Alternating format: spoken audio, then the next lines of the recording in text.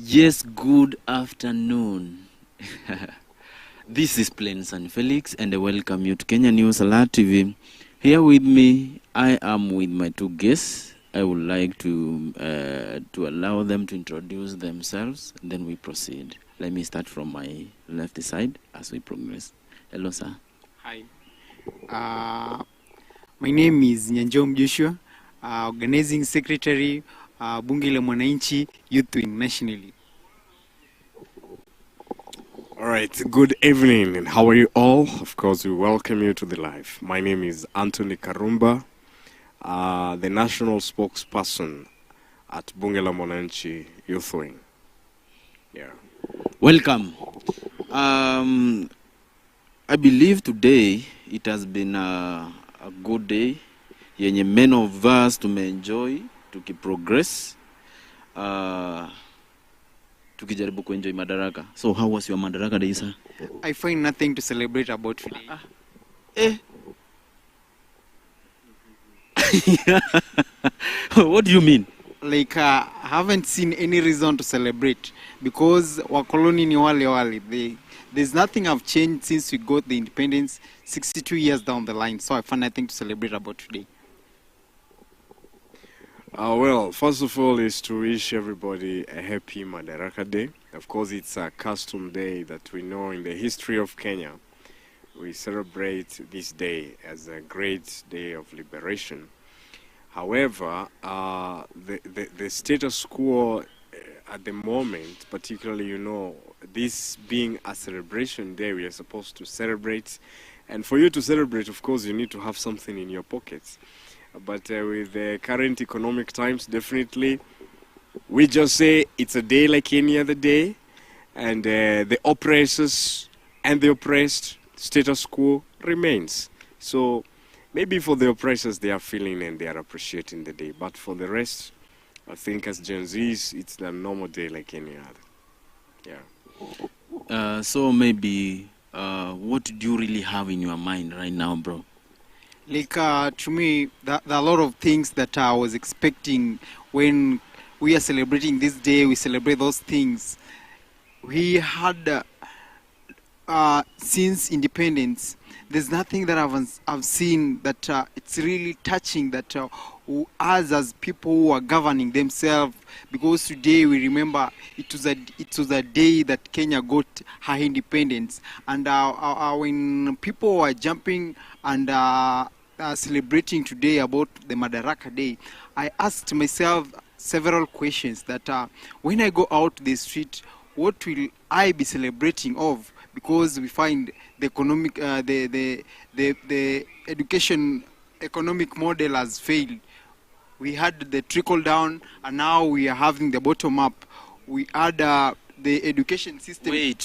Unajua, kwa sahi, we really need to understand what is in our plan, and what our plan entails by now.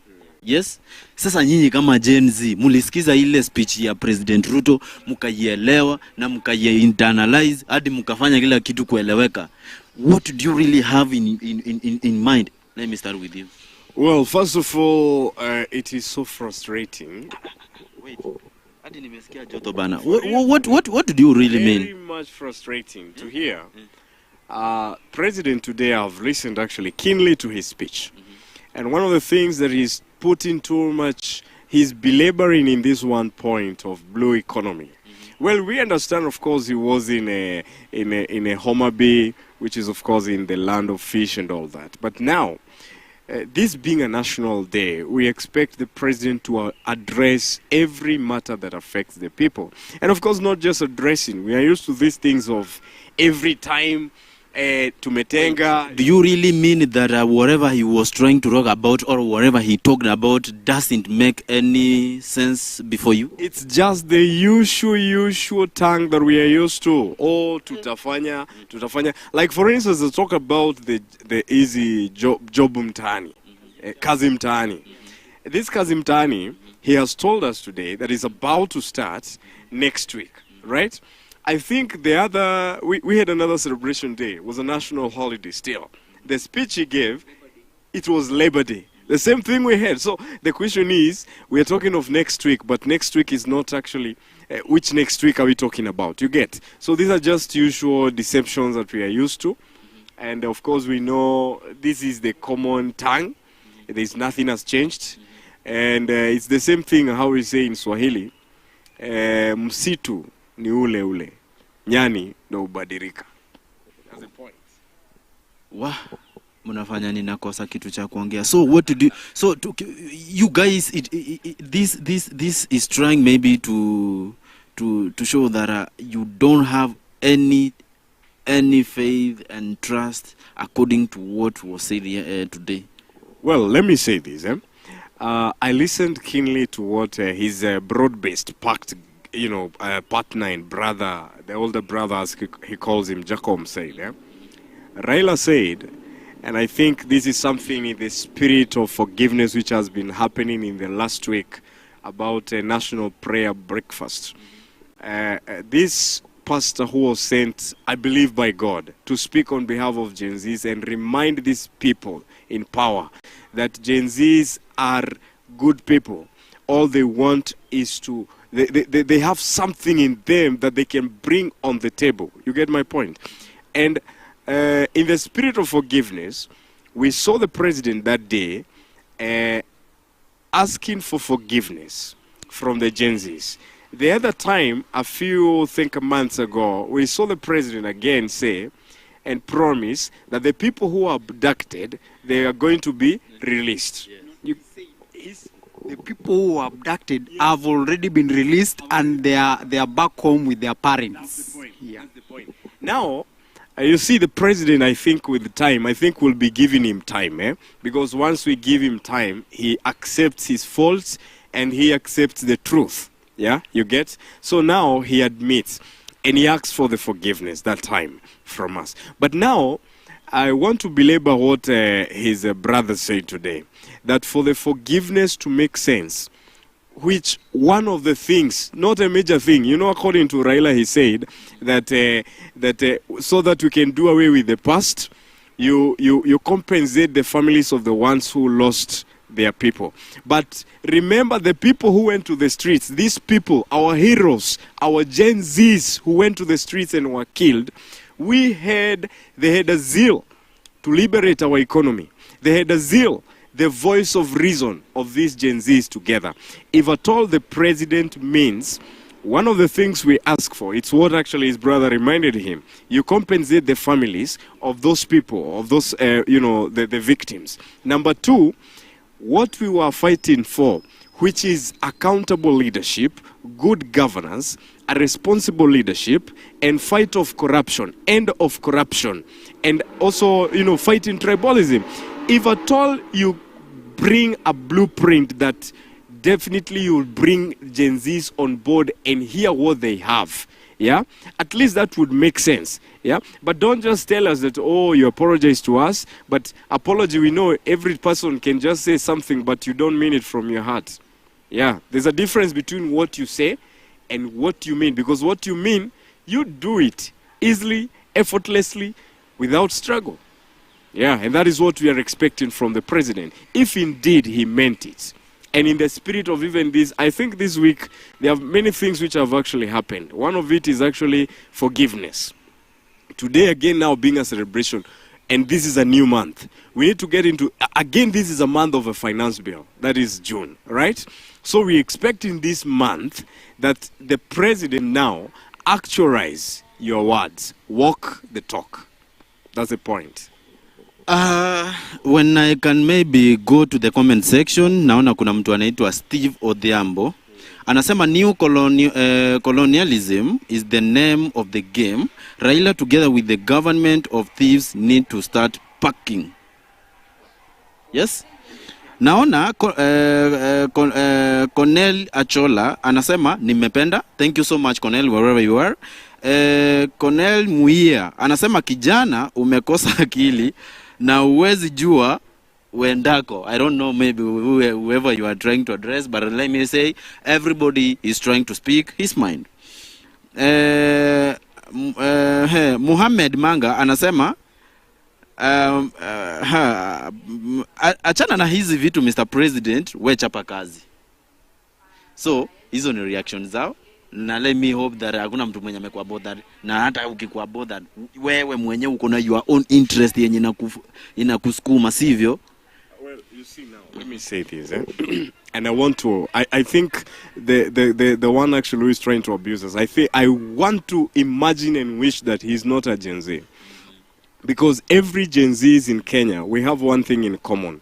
The spirit of oneness, the spirit of unity, and the spirit of, visionary minds. You get my point? Now, we agreed, and that is one of the things that we agreed during the protest, is that all of us, we are one people. We are faced by the same problems. Every morning you wake up, you cry and yearn for the same thing. You want to succeed, that is why you go to school. You want to succeed, that is why you work hard. And so we said, we are facing the same problems, whether I am a Luo, whether I am a Kikuyu, whether I am whichever tribe. And that is why we were tribeless. Yeah? But now, all of us, therefore, we have to speak in one voice. Yeah? And I believe there is not even a single Gen Z there who can even dare to speak like that, because basically we are uniting our voices in order for us to fight for our nation, in order for us to bring a better country, a country where effort will be credited, a country where smart people will be credited. I mean, we are not going to be given jobs and opportunities based on your second name. You get my point? And that is one, or the spirit which we went to the street with, all of us as Gen Zs. What can you say about that, bro? To me, what I want to say, I think President is speaking from utopia, because I don't think if he lives in the country. Like, let me just describe the event that happened today at Homa Bay. If I can take you back 2000, 2005, 2006, when Kenya used to celebrate Madaraka Day, everybody used to feel it. The president of the East Africa communities were invited. Tanzania, Uganda, Rwanda, Paul Kagame of Rwanda. Today, we celebrated a Madaraka Day, minus even inviting our neighbors. And to make it sound serious to you, we depend so much in terms of business. We depend so much to Tanzania. We depend so much to Uganda, because we do business with these are our neighbors. But you find it today, those who commemorated at Raila Amolo Odinga Stadium are just people who have destroyed this country.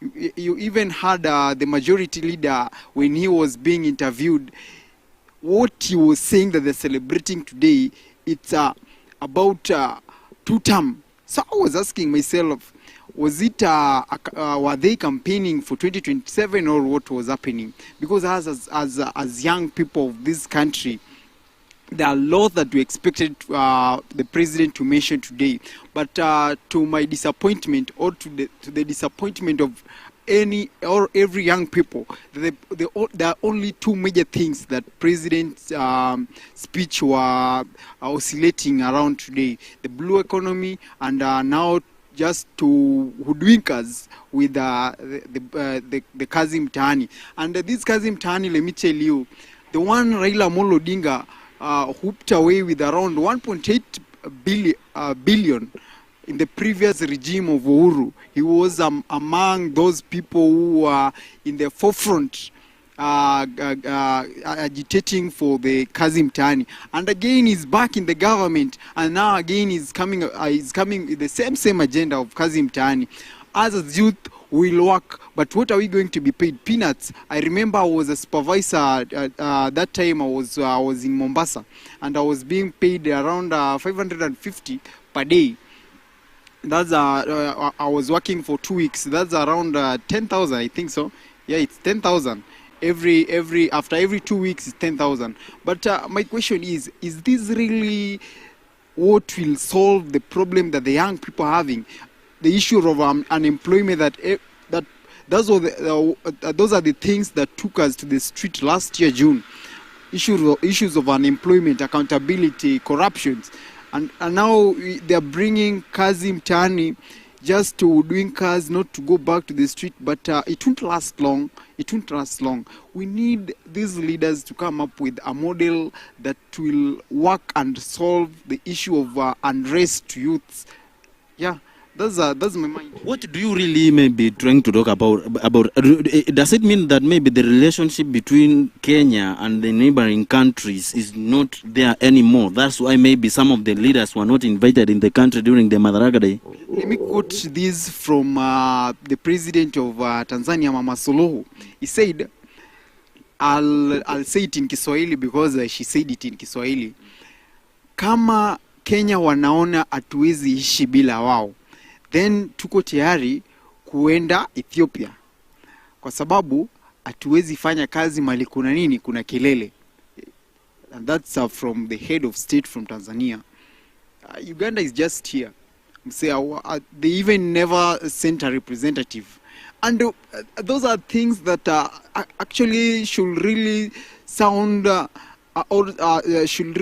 unwell to majority of Kenyans, because kama Tanzania, Uganda iko hapa hawajaalikwa, Tanzania iko hapa, Rwanda hawajaalikwa, na kibiashara tunategemea hao wanatutegemea kibiashara, because you find Tanzania, they are using electricity from Kenya, if you're not aware, and now they are opting to move to Ethiopia. So if they'll move to Ethiopia, there's a lot we used to make when they're using our electricity. In fact, they are paying us. So the revenue that we used to collect from supplying Tanzania with electricity, where will it come from? A lot of diplomacy. Hadi ninahisi ni kama ni joto inanigonga. Sijui, hebu nishikie hivi kwanza nitoe sweater bwana. Oh my goodness. Getting hot and hotter, you know? It's really getting hot and hotter, you know? Huyu anaongea hadi ninahisi ni kama yani ndugu yangu ameongea hadi nimehisi ni kama yani hapa hivi kumechemka. Bro, you see, the president maybe is trying to fight to give you what you really deserve, but some of the individuals are saying that it is a little bit hard and for them to bear with him. And you guys mumekuwa kuonyesha like truly that is the point. What do you really think should be done to fix this issue then? I think it's very simple. Now we are in that time. Now we are in that actually specific time, where if indeed, for instance, and I actually belabor the same thing you are talking about, the forgiveness. If indeed he meant it, let us see it happen this time. You know, if this time, actually this month of June, in commemoration of the heroes that we lost in the streets of the cities and towns all over the country because of the protest, if indeed the president means the best for the young people of this nation, this is the time now. As the pastor who was from the US and attended actually this national prayer breakfast advised him, he told him three things. These people wants to be on the table. Because number one, you will not know our problems as a Gen Z without hearkening to us. Yeah, we saw, of course, the broad-based government came, which is good. But now look at this. After the broad-based government came, some of the things we were articulating and asking for, have we seen anything? No. The problems are the same things 1 year down the line. I think now this is the best time for the president, because it's 1 year down the line, for him to implement on all these many promises, call Gen Zs, talk with them, ask them, because majorly we are people who are rich in technology. Yeah? Actually, if he gives us, like now what is happening, you have seen definitely, are we still there? Yeah. Okay. Right now, what I'm saying is this, if at all the president means it for these Gen Zs and the young people, it's time for him to implement on these many things that he's been talking about. Yeah, let us see now job employments being provided, and we don't want actually these casual jobs he's talking about. Kazi mtaani, you cannot tell us, man. People have degrees, people have masters, people have diplomas and all these things. Now you want to tell him to go and work in kufagia huko. I'm not saying those are bad jobs, but president should be intentional in terms of providing a job, neat jobs to the people, jobs that will actually benefit these young people. Number two, there is this one thing. Like now we have so many professionals, and the president was talking about the workload and, seeking for the opportunities overseas for us. Now, if indeed he wants to help the Gen Zs with these overseas programs, because we have seen him travel many times outside the country, and he comes back and he tells us we have negotiated, UK has given us over 400,000 opportunities, over these opportunities, this number of opportunities. If indeed he means best for the Gen Zs, let us see him give Gen Zs, if it is free passports. Right now, today, the cheapest passport is how much? 10,000. I think it's 9,000. 9,000. That is the cheapest passport right now. Now, these are real sufferers. They don't even have a hustle. Then, if at all you want to inspire them with these job opportunities that you're talking about, why can't you put free passports? Yeah?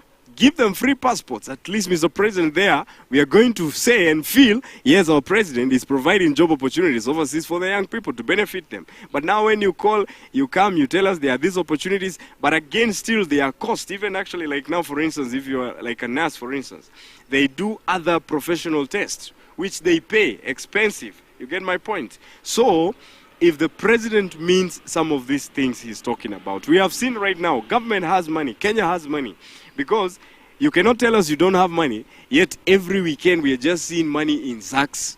They are being taken around every other church. They have even... What did you mean? Did you just say... Yes, of course. We have seen the deputy president going around nowadays with money in sacks that they are empowering young people. Yet, we can't see any change to the places that they have gone into. Wait, mimi ndio ninaishi Kenya nyingine tofauti. My friend, these things are actually on the public domain. You have seen them going every time and donating. I think it's only for today because there was a celebration day. But I think it's yesterday. The team was, I think, somewhere in Kiambu. Yeah? Within Kiambu. The other day, they were still within Kiambu. Actually, they have gone, I think, 3 times now. Right? Now, all this money, it is very simple. If at all you are intentional, where there is a will, there is always a way. Yeah? This money, try to make a parsimony expenditure of the government's resources, the few resources you're talking about. They came into the office, they told us that they found empty coffers, that there is no money. Up to date, they are still complaining that there is no money. That is the obvious tongue that they have actually maintained. But now, we are seeing the dishing out of handouts everywhere they go, giving out money, lobbying people to come and attend their rallies and all that. Why can't them collect this money and use them appropriately to empower Gen Zs? Give them free transport. Yeah, I mean free passports. Yeah, and also again at the same time, opportunities. All we are asking for as Kenyan people and the youths of this Kenya, it's fair opportunities to every person. Yeah, give them fair opportunities, because nowadays it has reached to a point that sometimes the president might think like maybe these people hate me, or else they are too much chaotic or ungovernable or something. No, Gen Zs, and I think I will still repeat the words of this pastor, Gen Zs, they are not ungovernable. Gen Zs, in fact, they are like, they took the real responsibility after seeing the opposition and government merge together. Previously, and even Constitution actually has instituted opposition to fight for the vulnerable, to fight for Kenyan people. When they see government they promised this, we compare the promises with the implementation. Now, government, they went into bed with the opposition. So what did the Gen Zs do? They came, and actually we started challenging the president. But now, unfortunately, we are not given a room for a fair, free, like we are given freedom of expression and speech, man. Anyway, here in my comment section, Moses Matim anasema visionary ya Rigiji, really? Anyway, utajibu hiyo. Geoffrey Mark anasema sure, meaning he is trying maybe to do what? To assure you. Yes. Geoffrey Mark anasema bado, lakini wajinga hawataki kusikia hiyo. There's something you mentioned. Maybe some of the individuals are maybe said to be that they cannot even listen and maybe try to consider that. This is Plain St. Felix, and hii show huwa inakuanga every day. Itakuwa ikifanyika every day kuanzia 6 hadi 7. So guys, nikiendelea kuproceed, wanasema Francis Mlashia, we have no time for the butcher from Sugoi. Tell Arab mshamba ukweli. Anyway, but I would like, if possible, we use a good language, because this is our president. Despite what, we really need to be very responsible. Yes. Anyway, what can you say about this? Let me say this. Number one, I think the president needs to ask himself this one question. Why is it that every place they are complaining? Now, there is something that Gen Zs wanted to bring in, which was a very great thing, but they took it lightly. What is that? We wanted to have a tribalist nation, because what is ailing our nation today? It's tribalism. And the leaders, they use the same, it's a nominal. It has become a nominal thing that leaders know. Whether you work for the people, you deliver or you don't deliver, as long as you are able to play tribal politics, you're going to get somewhere. So leaders, what they do, for them, once they come, they do their calculations like this. Mount Kenya people, niko nao. When you go to the Rift Valley, niko nao wote. When you go to this, so when you do your calculations in terms of the statistics and numbers, you are like, I only need this, I only need Kikuyus to support me, I only need Kalenjins to support me for me to get to the presidency. So these people will always play with the psychology of Kenyans, yeah? And for them every time, and that is what even right now is happening. Gen Zs, we came together and said, what is ailing our nation? It is because of tribalism. Every leader comes, wanajua, of course, kama ni tribe yangu, what the people there, they will be saying, mtu wetu, mtu wetu, mtu wetu. So basically, whether you work for them, you deliver, the joblessness there prevails, but the person is elected second time. You get my point? Now, Gen Zs, we saw this, and we said, why can't we come together without minding whether you're a Kikuyu, you're a Kalenjin, you're whatever, as long as you're competent enough, you're a visionary person who can give and solve the problems of Kenya, manage the economy of Kenya. If it is these things of debt and all this, we need somebody right now, in fact, coming to 2027. And this is what Gen Zs we have been advocating for. Let us deal with the politics of logics and not emotions. Let us actually bring... you know, there are people who are taking sides and actually taking advantage right now of saying, oh, the only thing that now is running in the mind, it's about chasing this person. Yes, of course, as all Kenyans, I agree with you. We are going to chase him.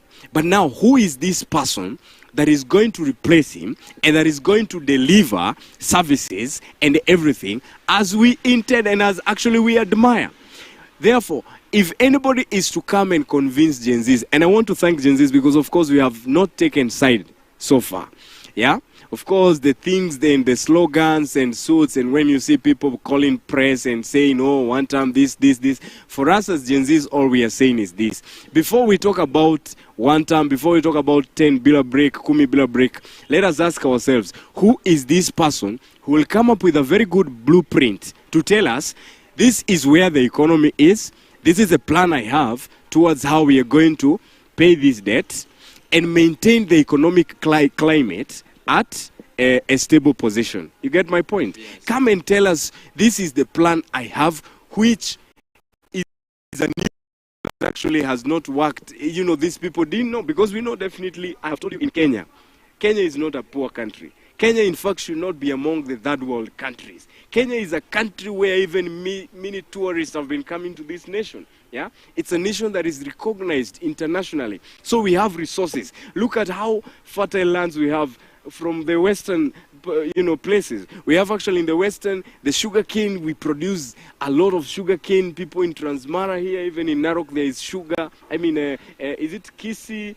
Transmara, somewhere there. They even have a company of sugar there, right? You see, you cannot tell me that we are still importing sugar, yet our farmers are producing sugar canes in their farms, but we cannot be able to do simple economic calculation and produce the market for them. You get my point? The same case with the coffee, the same case with the tea.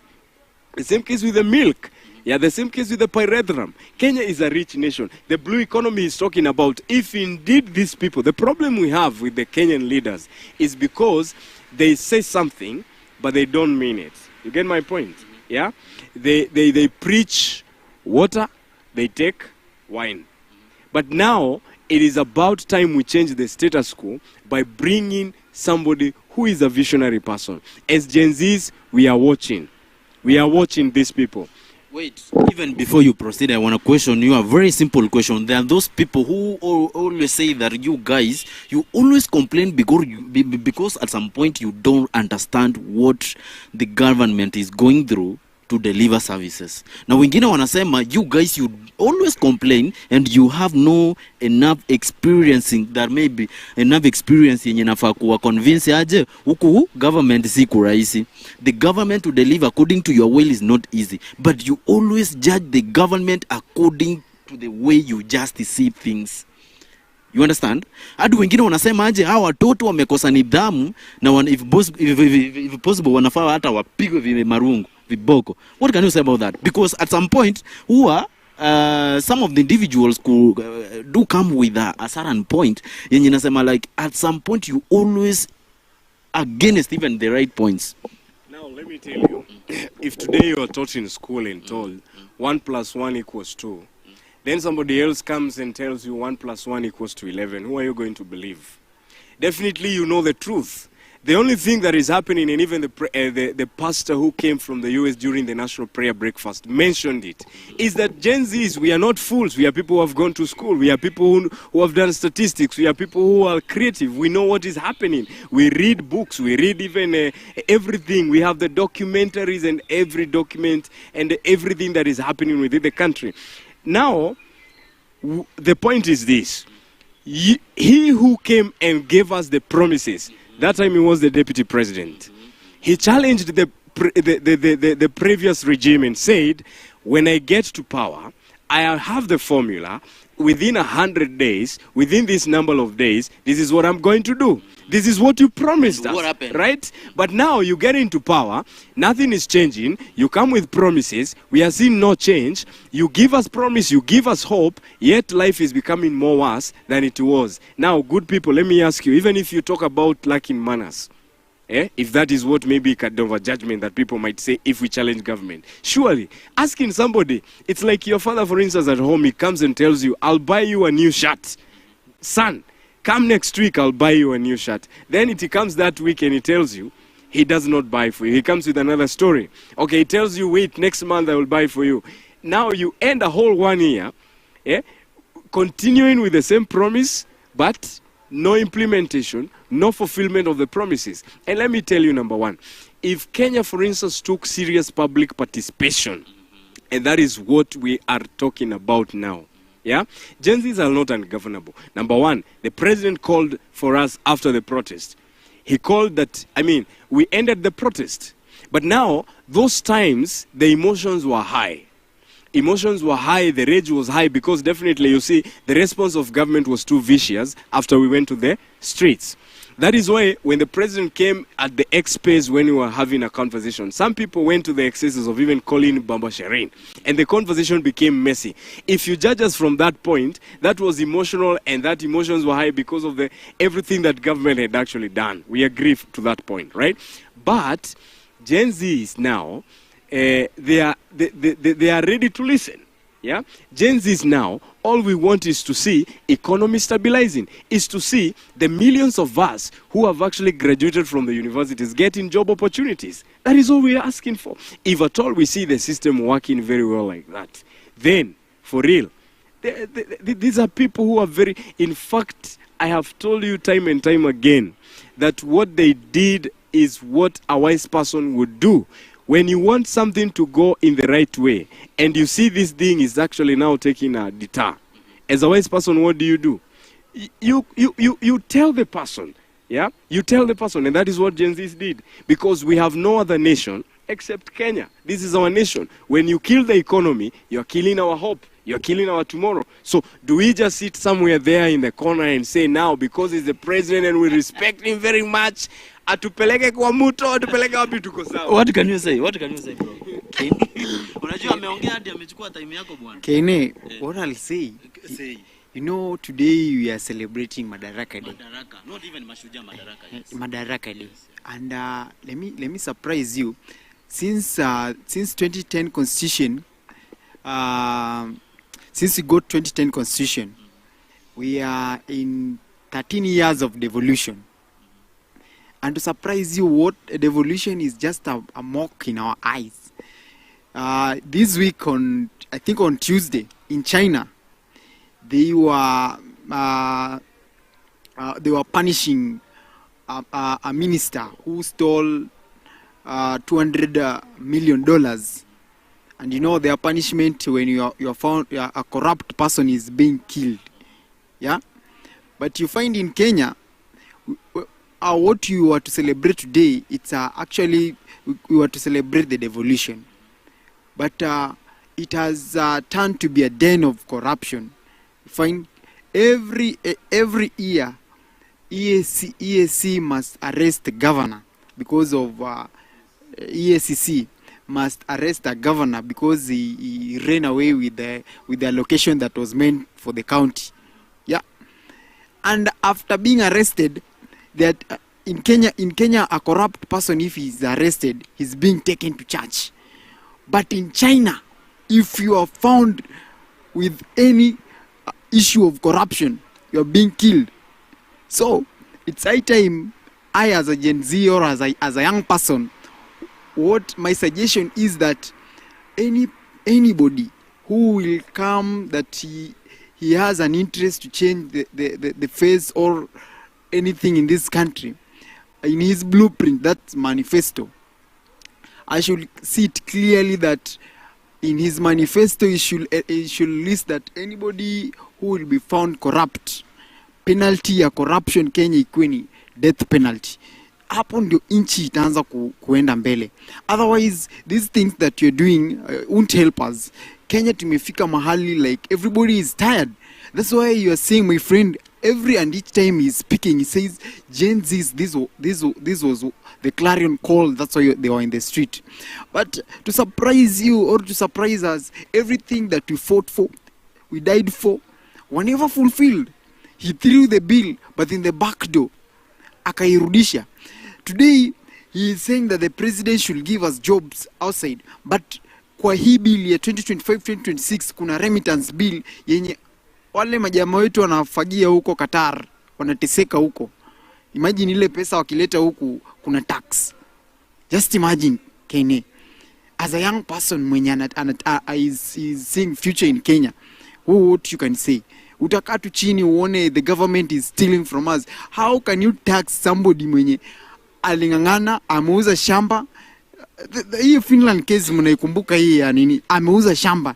Let me tell you how it's pains. Ameuza shamba, ameuza ng'ombe, akaenda ugaibuni. Na huko si ameenda kufanya kazi nzuri. He's there, he's doing he's a housemaid. A person who has a PhD, a person who has a degree. See my form 4 leavers wako huko. Those guys are learned. Look at the country we are seeing. Anyway, because of the interest of time, I really appreciate you guys for joining us. And this is Plains and Felix. I really appreciate you for creating time, but whatever maybe we are experiencing as the country is all about maybe what can enlighten us and make us broaden our brains. Yes. Can I make a final submission? This is my as we finish, this is what I have to say to our leaders: just mean what you say. Don't come to us and tell us something that you know you will not deliver, because you're dealing with the bright people, you're dealing with people who knows what they want, you're dealing with people who knows where they want to go, and the kind of a life they have chosen that they want to live, right?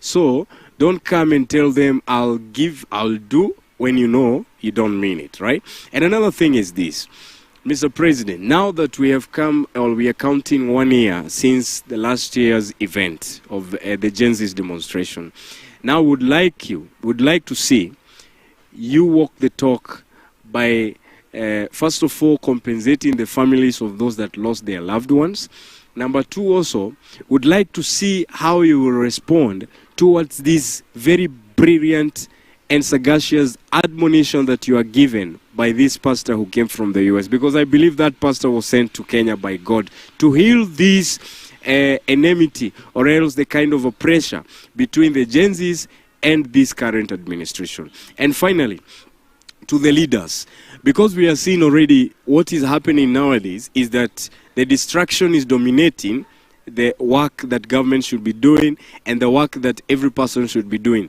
There's no every day when we wake up in the morning, the news highlight every time is about who is going to lead us in 2027, who did this. Some of them actually, like they are coming to pervade tribalism, which is something that actually we're fighting against. This, if at all you respect Kenyans and you mean good for the Kenyan people, let us now canvass matters that matters most to the Kenyan people, which will benefit. Come and let us bring, as Gen Zs, if you ask for a report from us in terms of how to end corruption, to end tribalism, and of course even to stabilize the economic climate, we are loaded with a lot of knowledge. And of course, you listen to us. Listen to us. And definitely, as I finish, let me say this.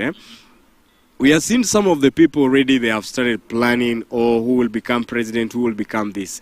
Let me tell you, as Kenyan people will not develop if at all we allow selfish individuals to dominate just because they have an access of microphone to divide Kenya. Remember, we have no other nation other than Kenya. Some of the things that are happening today as a joke, if they continue, we are taking these countries to the dogs. And therefore, we call on these politicians, let us now try at least 2027 is far. And before 2027 there is life, and after 2027 there is life. It is us, the young people, if today a war rises, it is us whose future is going to be affected. Some of you have lived your life, you have given birth to the kids and everything, you have finished, you have enjoyed your life. It's time. Can you question them any question, please? Unajua, like ni vizuri, if possible, the audience were engaged na nyinyi. If you have got a very good question before we wrap up, because I can see we have almost, in fact, less than 10 minutes to wrap up. Will you mind if you can at some point maybe engage with them by questioning them before tumalize? Yes? Mm-hmm. So, as maybe they send their questions and everything else, I'll finish. I was saying this. Before 2027, we have a life to live. After 2027, we have a life to live. Actually, most of the Kenyans are very innocent. Somebody wakes up in the morning, they goes to school. This is a comrade who is in a university, in a college. They wakes up in the morning, they are very innocent, with the hope that one day life will get better, with the hope that one day maybe they will make their families proud, they will make the nation proud, they will make where they come from proud. Yet somebody else here, an individual who is just ravenous, selfish, comes to divide these people, telling them, weni Mkikuyu, weni hii, weni Mkale, weni Mkisi, weni huyo, tufanye hivi tukipanga 2027. Good people, if we continue with the politics of tribalism, this country, we will take it to the dogs, and we will see no changes, and we'll live to complain. Now, good people, I finish by saying this. When the Israelites cried to God out of the afflictions they were going through, the Lord gave them Moses.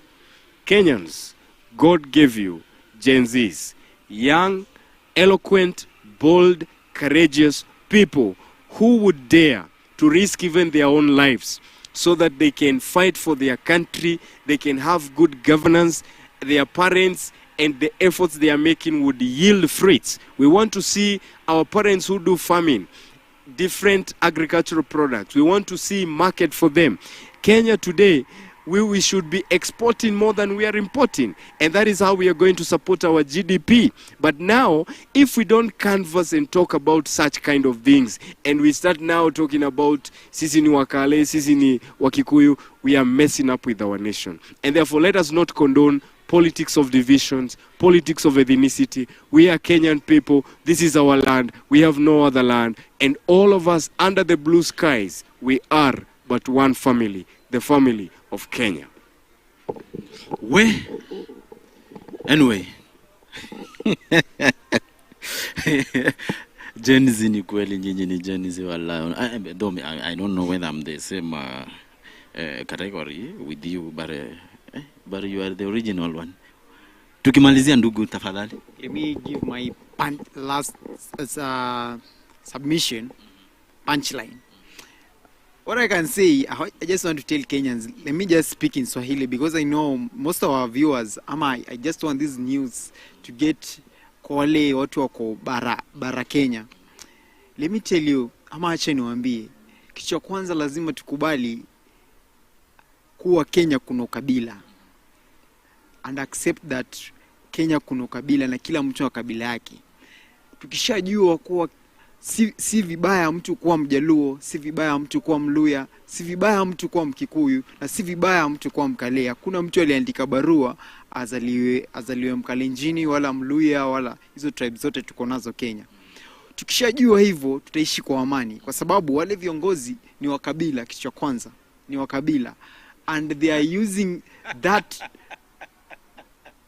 kufanya nini? Kufanya sisi tujue kuwa kumbe ni vibaya mtu kwa kabila. That's why ukiona kila time kiongozi ama president wetu akiamka anasema lazima tumalize ukabila. Na hiyo sasa hiyo anasema, lakini kuna mtoto yazaliwa mdogo Mjaluo, atamaliza vipi na huyo mtoto amezaliwa anajua mimi ni Mjaluo? Hatuwezi maliza ukabila, ni lazima tujue tuna janga la ukabila na tujue kama mtu ana shida, kama maybe amepata ajali akavunjika mguu, ama wanasema kuvunjika kwa mwiko si mwisho wa kupika. Wajue kuwa tuna ukabila na tujue vile tutaishi na huo ukabila ikuwe to our own advantage. Unapata? Kwa sababu tuko ni diversity. Kuwa tribal si ati ni kitu kingine ati ni cha ajabu. Viongozi ndio wanatumia huo ukabila vibaya ili kutufanya kuwa tuone tumetengana. Like what's happening leo pale Kisumu, Homa Bay. It was not a good picture to the country. Kwa sababu wale watu wanaona ni nyinyi mmekuwa kwa serikali for a very long time, sasa ni wakati wetu pia sisi kuvu, na wanaitumia kama in a tribal way. Hata nimemuona CS wa treasury anatumia sana hiyo nini kuongea, na sijui hata ni tangulini CS walianza kupiga siasa. Kila time akienda huko Nyanza anasema ana refer to the Kikuyu people. Mimi nataka niambie wa Kenya, tukubali tuna ukabila na tutumie ukabila kujijenga sisi, tujue. Na nilikuwa nimemtembelea pia Profesa Pielo Lumumba, akasema ni vizuri kweli Kenya wakubali kuwa kuna ukabila, hata ni vizuri wafunze mtu kabila chake ama mali anatoka hiyo ukabila mpaka class 2 akiwa anagrow akijua mimi I'm from this tribe na hii tribe these and these are our values. Unaona, hiyo ndio umuhimu wa kukabila. Lakini hii mambo yanapanda juu ya gari kila time ati we know we won't divide us along the tribal lines, na hao ndio wa kabila. Unapata mtu kama saizi the former DP anasimama juu ya gari akisema nani akusanya watu wake Kalonzo yule nani. Hiyo ndio ukabila ambao hatutaki. Lakini wakisema as Kenyans tunajua people from Central, people from Nyanza, people from this, let's come together na tukue kwa table to reason as people, as Kenyan citizens. Unapata? Hapo hivyo ndio tutapata Kenya itaendelea mbele. Lakini tukiendelea hivi hatunajidanganya ati hakuna ukabila. Kuna ukabila, so tuitumie to our own advantage, si kuitumia kutenganisha wa Kenya. Hivyo ndio nilizowaambia wa Kenya wenzangu. Anyway, Gen Z, by the way wanasemanga ati Gen Z's wanakuanga na vichwa ngumu. I don't know whether that is the point or what, but I don't know. We are not bad people. We are good people. It's only that we want things to go in order, and where we see a problem, I think this is the boldest generation that has ever existed in this country. The previous generations actually, they were like, president akileta hata kama ni kitabu moja shule, pigeni makofi, tupige nduru, tufanye nini. Lakini Gen Z watakuuliza, jameni, hey, you have this budget. We needed a road here. We needed this, facilitation. But you have not brought it. Why? And you're taxing Kenyans. You have this money. Why have you not done things? You get my point. So this is the most bold generation. contrary to what you're saying that it's a generation ya vichwa ngumu. Hapana. Nikimalizia, just a very simple question that I would like, if possible, you guys to answer in a very shortest way possible. Is it good, or do you support the abusive language and pictures that we do see on the internet? Do you support those things? And why do you really think most of Gen Zs do use those things? Now, what I will say is this. Remember what transpired in most of the things we used to see them. It was after the range that rose as a result, a posthumous result of the incidents of the protest of June 2024 last year. So whatever happened at that time, there is an emotional state. There was an emotional state of anger. Yeah, because you have killed our people, you have abducted our people, you have done this, you have done a lot of bad things were done to the people and the Gen Zs. And that is why they reacted out of anger. But right now, as we talk, if you look at Gen Zs right now, in fact, they have not even taken sides. Well, what they are saying is simple. Life has not changed. Yeah, that's what they are saying. But they have not, you see, the president has been in power for all this 1 year. And Gen Zs have been quiet. They have not done, anything that would interfere with the peace of the country, which means Gen Zs are peaceful people. The only thing that they need is an assurance that you are not going to tamper or puzzle our future, that we are very much zealously fighting for every day when we wake up in the morning. That is the only assurance that Gen Zs need. Remember, if you kill hope, then the people you are leading, they will also resist. Thank you so much, and I really appreciate. This is Plain San Felix. As I said, guys, if possible, I know it is possible, yes? Yeah. Kenya iko kwa mikono yetu sisi wote. Kenya is for us, and we belong to Kenya. Kenya is our motherland. Let us try to be peaceful. Let us try to address each other in a peaceful way. And please, at some point, let us try to communicate in a very good formula that at some point cannot violate communication. So thank you so much. Just like I said, hey guys, support me. Just like the way you have done right now. Support me